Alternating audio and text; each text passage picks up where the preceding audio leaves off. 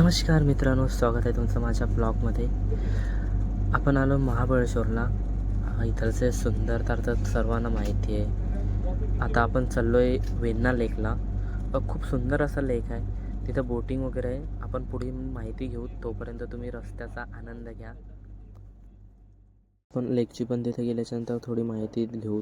त्याच्यानंतर तिथे कशा प्रकारे फ्रूट आहेत, कारण रस्त्याच्या साईडला जे बी स्टॉल लागलेले असतात जेवणाचे. त्याच्यानंतर घोडेस्वारी पण आहे, बोटिंग आहेत, खूप चांगल्या प्रकारे तिथं.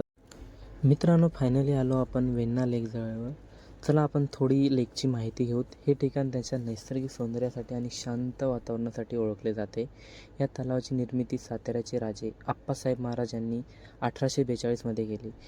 त्याच्या मागचे मुख्य उद्देश म्हणजे शहराला पाणीपुरवठा करण्यासाठी. वेण्णा लेकचे सर्वात मोठे आकर्षण म्हणजे बोटिंग, रोबोट आणि पॅडल बोट.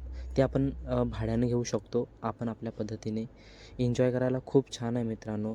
निसर्गाचा खरा आनंद घेण्यासाठी आपण फक्त महाबळेश्वरला येऊ शकतो. बघून घ्या तुम्ही, थोडं एन्जॉय करा.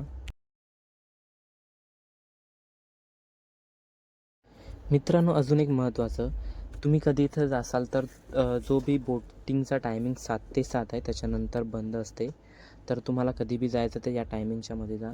बाय बाय मित्रांनो, भेटूत आपण आपल्या नेक्स्ट व्हिडिओमध्ये. व्हिडिओ जर आवडला असेल तर लाईक करा, सबस्क्राईब करा, फॉलो करा. आपण नेक्स्ट